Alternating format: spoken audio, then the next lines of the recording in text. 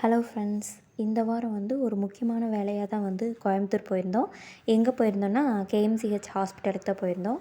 அவினாசி ரோட்டில் இருக்கு இல்லையா, அந்த கேஎம்சிஹெச்சுக்கு தான் போயிருந்தோம். எதுக்குன்னா அப்பாவுக்கு ஒரு மாஸ்டர் செக்கப் பண்ணிடலாம் அப்படின்னு சொல்லிட்டு அங்கே போயிருந்தோம். மாஸ்டர் செக்கப் பண்ணிவிட்டு 1 இயர் ஆச்சு அப்படின்னு சொல்லிட்டு பண்ணிடலாம் அப்படின்ட்டு போயிருந்தோம்.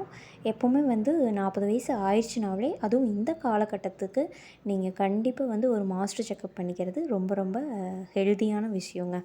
ஏன் அப்படின்னா, எந்த ஹெல்த் இஷ்யூஸ் இருந்தாலும் அதை முன்னாடியே பார்த்துக்கலாம். ஸோ கண்டிப்பாக எல்லோரும் 40 வயசு ஆனாவே இன்சூரன்ஸ் போட்டு வச்சுக்கோங்க. மாஸ்டர் ஹெல்த் செக்கப் பண்ணிக்கோங்க. உங்களுக்கு நல்லது, உங்கள் ஃபேமிலிக்கும் ரொம்ப ரொம்ப நல்லது. நாங்கள் சிங்காநல்லூர் தாராபுரம் போய் சிங்காநல்லூர் போயிட்டு அங்கேருந்து கேஎம்சிஹெச்சுக்கு பஸ்ஸு கொஞ்சம் லேட் ஆகிற மாதிரி இருந்துச்சு. அதனால் ரெட் டாக்ஸி தான் புக் பண்ணி போயிருந்தோம். போகிறக்கு ஒரு 1/2 அன் ஹவர், ஒரு 10 கிலோமீட்டர்ஸ் தான்.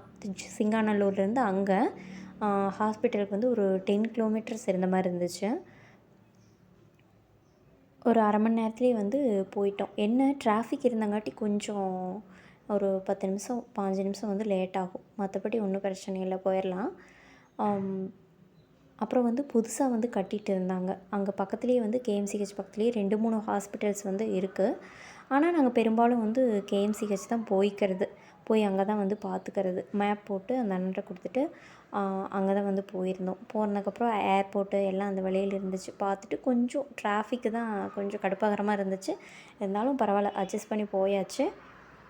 போயிட்டு எப்போவுமே நம்ம நேரமே போனாலும் கூட ஹெல்த் செக்கப் எல்லாம் முடியறதுக்கு கிட்டத்தட்ட 2, 3 மணி ஆயிடுச்சு. அதெல்லாம் முடிச்சுட்டு மறுபடியும் அங்கேயே சாப்பிட்டுட்டு ரிட்டன் வந்துட்டோம் நாங்கள்.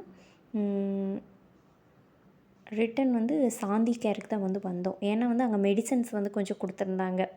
அங்கே வாங்கிக்கிட்டால் கொஞ்சம் ஏன்னா சாந்தி கேரை பற்றி உங்களுக்கு பாதி பேர்த்துக்கு தெரிஞ்சிருக்கும். என்ன ஸ்பெஷல் அப்படின்னு சொன்னால், சாந்தி கேரில் 20% டிஸ்கவுண்ட்ஸ் இருக்குது.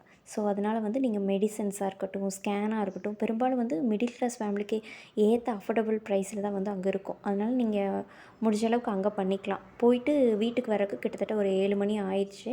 வந்ததையும் சாப்பாடு வச்சு காய் வணக்கிடலாம் அப்படின்னு சொல்லிட்டு சாப்பாடு ஊற போட்டுட்டு காய் தான் வணக்கினேன். வணக்கிட்டு சரி மாவுக்கும் ஊற வச்சிடலாம் அப்படின்னு சொல்லிட்டு இந்த தடவை இட்லி அரிசி எடுக்கலை, ரெட் ரைஸ் தான் யூஸ் பண்ணியிருந்தேன். ரெட் ரைஸ் 1 பங்கு எடுத்தீங்க அப்படின்னு சொன்னால் 1/4 பங்கு கடலைப்பருப்பு, 1/4 பங்கு சுண்டல், அப்புறம் 1/4 பங்கு பாசிப்பருப்பு எடுத்து நைட்டெல்லாம் ஃபுல்லாக ஊற போட்டுருங்க. ஊற போட்டுட்டு ஒரு கார பணியாரத்துக்காட்ட செய்யலாம் அப்படின்னு சொல்லிட்டு நைட்டு ஊற போட்டுட்டேன். அது கூட கொஞ்சம் வெந்தயமும் ஆட் பண்ணிக்கிட்டேன். ஆட் பண்ணிவிட்டு அதை காலையில் எந்திரிச்சதையும் அரிசி ஊற போட்டுட்டு அரைச்சி வச்சிடலாம் அப்படின்னு சொல்லிட்டு வேலையை நான் கொஞ்சமாக இருக்கிறனால மிக்ஸி ஜாரில் தான் அரைச்சி வச்சுருந்தேன். மாவு ரொம்ப நைஸாக இருக்க வேணாம், கொஞ்சம் பருப்பருன்னு இருக்கிற மாதிரி அரைச்சிங்க அப்படின்னு சொன்னால் கார பணியாரம், அப்புறம் ப்ரோட்டீன் ரிச்சான ஃபுட்டு, கார பணியாரமாக இருக்கட்டும், கார தோசையாக இருக்கட்டும், உங்களுக்கு நல்ல ஹெல்த்தியாக பண்ணலாம்.